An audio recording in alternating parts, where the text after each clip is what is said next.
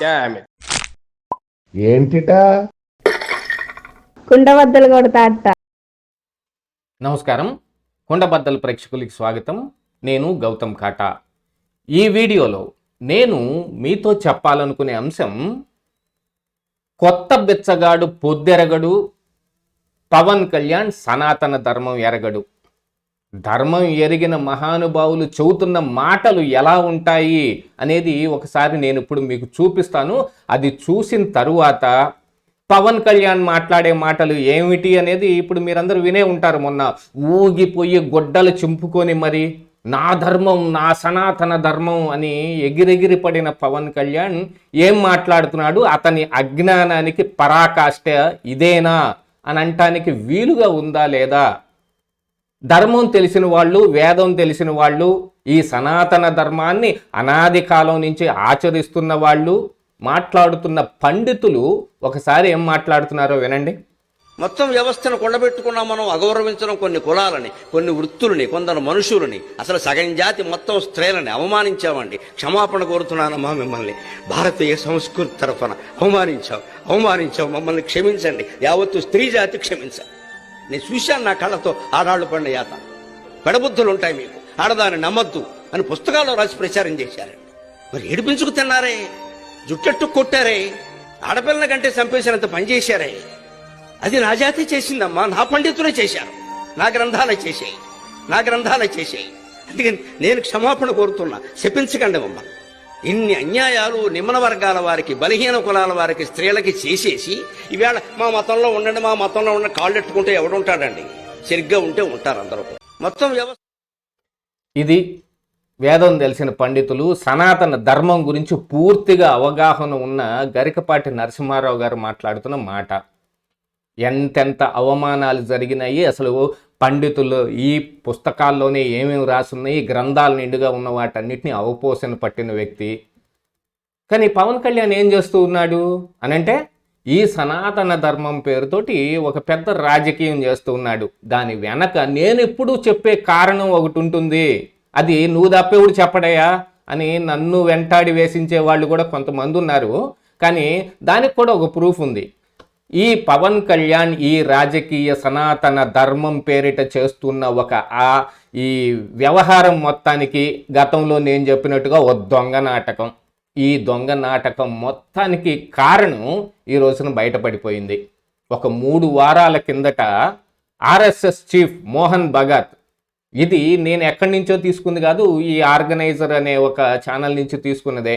అందులో ఆయన చెప్పాడు, ఈ సనాతన ధర్మం మళ్ళీ అభివృద్ధి చెందబోతోంది, దానికి తగ్గ చర్యలన్నీ జరుగుతూ ఉన్నాయి అని చెబితే, ఆ తర్వాత 3 వారాలకి లడ్డూ పేరిట, అసలు తిరుమల తిరుపతి లడ్డూలో నెయ్యి కల్తీ వ్యవహారానికి ఈ పవన్ కళ్యాణ్ సనాతన ధర్మం అని గుడ్డలు చింపుకోవటానికి ఏమన్నా సాపత్యం పొంతన ఉందా?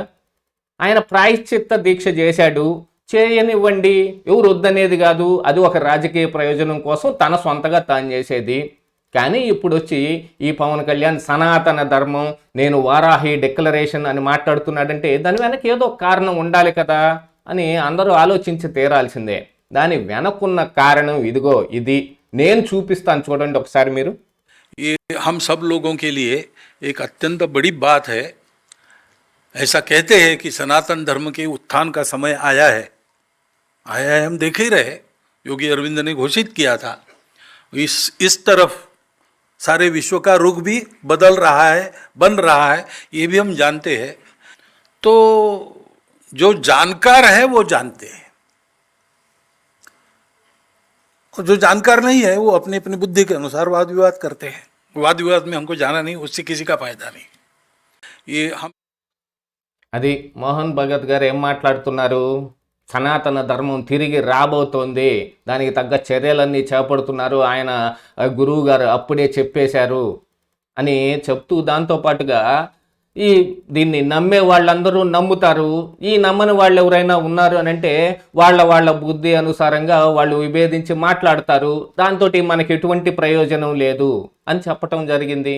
ఇలాంటి ప్రయోజనం ఏముంటుంది ఏమి లేదు అనేది ఇప్పుడు సనాతన ధర్మానికి ఉంటుందా, దాని పరిరక్షణకు ఇప్పుడు ఒక బోర్డు ఏర్పాటు చేయాలని ఈ పవన్ కళ్యాణ్ గుడ్డలు చింపుకుంటున్నట్టుగా దానికి ఉంటుందా, ఆ బోర్డుకుంటుందా, ఎవరికుంటుంది ఉపయోగం అనంటే దక్షిణ భారతదేశంలో మతపరమైన రాజకీయాలు చిచ్చు రాజేయటానికి బీజేపీ పార్టీకి ఉంటుంది. ఆ పార్టీతో పాటు కలిసి తానేదో లబ్ధి పొందాలి అనుకుంటున్న పవన్ కళ్యాణ్కు ఉంటుంది అనేది ఇక్కడ మనం క్లియర్గా అర్థం చేసుకోవాల్సిన అవసరం ఉంది. ఒకసారి సనాతన ధర్మం గురించే కనుక మనం చెప్పుకోవాల్సి వస్తే ధర్మంలో ఏముంది? ఇందాక వేద పండితులు చెప్పారు, గరికపాటి నరసింహారావు గారు చెప్పినట్టు అన్నీ రాసేసినవే ఉన్నాయి, అందులో చాతుర్వర్ణం తప్ప ఏం కనిపించటం లేదు కదా. సరే, మిగతా ఎవరెవరు ఎలాగుండాలి, ఎవరు ఏం చెయ్యాలి అనే దాన్ని బట్టి కానీ, లేకపోతే కులాలు ఎలా ఏర్పడ్డాయి అనే దానికంటే కూడా మరి సనాతన ధర్మంలో ఆది కాలం నుంచి మనుధర్మ శాస్త్ర ప్రకారంగా ఉన్నవేంటి? బ్రాహ్మణ, క్షత్రియ, వైశ్య, శూద్ర, ఇలాంటివే కదా.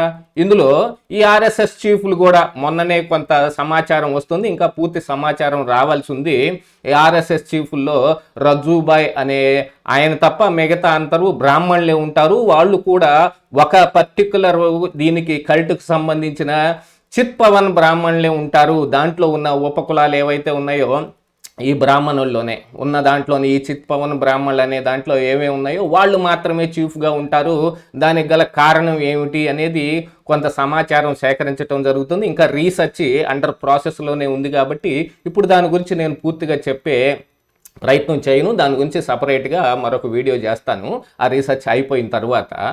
కానీ మరి అలాంటి ఒక దీనికి సంబంధించిన ఆర్ఎస్ఎస్కి సంబంధించిన భావజాలంతో ఏర్పడిన పార్టీలు, అందులో ఈ అధికారం మన దగ్గరే ఉండాలి అని కోరుకునే ఈ నరేంద్ర మోడీ, అమిత్ షా లాంటి వాళ్ళు సహకారంతో ఇప్పుడు పవన్ కళ్యాణ్ ఈ వేషాలన్నీ కట్టడం మొదలుపెట్టాడు. అసలు ఇప్పుడు అదే గనక జరిగేటట్టయితే పవన్ కళ్యాణ్ గతంలో చాలా మాటలు చెప్పాడు. ఇప్పుడు వైఎస్ఆర్ కాంగ్రెస్ పార్టీ సోషల్ మీడియాలో కూడా అవి బాగా ట్రోలింగ్ అవి జరుగుతూ ఉన్నాయి. నా కులం ఏంది, నా మతం ఏందబ్బా, నా వైఫ్ క్రిస్టియను, మా అమ్మాయికి రష్యన్ ఆర్థోడాక్స్ చర్చిలో క్రిస్టియానిటీ ఇప్పించాము, బాప్తిజం చేయించాము అనే దానికిన్ను, కులాల గురించి మాట్లాడుకునే దానికిన్ను, అసలు ఇంతకంటే ఇంకా పెద్ద మాట పవన్ కళ్యాణ్ ఒకటి చెప్పాడు.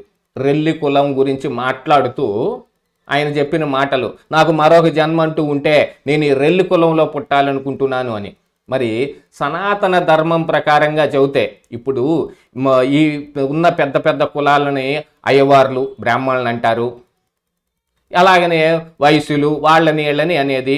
ఇకపోతే ఉన్న కులాల ప్రకారంగా కమ్మోళ్ళు, నాయుళ్ళు ఇలాగ పేర్లు వచ్చి మరి కిందనున్న నిమ్న జాతి, ఇందాక గరికపాటి నరసింహారావు గారు చెప్పిన దాని ప్రకారంగా ఈ నిమ్న జాతులు వీళ్ళందరూ ఉన్నారు చూడండి.